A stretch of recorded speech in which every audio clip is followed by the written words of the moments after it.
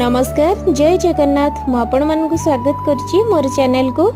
बहुत दिन हेलानी मोर चैनल रे मु किछि भी वीडियो अपलोड करि पारुनी सेति पई मु बहुत दुखित किंतु एबे रेगुलरली मु वीडियो आनिया पई चेष्टा करिवि।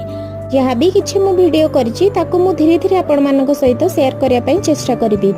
ए ब्लॉग टी होछि पूरा पूरी गोटे ट्रैवल ब्लॉग। एबे मु बालेश्वर ढेंकानाल जाउछि माने मो सासु घर बापू घर को मो सांगे मोर दियर आसतिले आ मते छाड़िला परे से पुणी इवनिंग रे बाहर जाइतिले। तार नेक्स्ट डे मु आसीतिली खुड़ी को केंगु देखा कर दे जिबी कांगी ना मु तो पुणी पळौछि पुणे।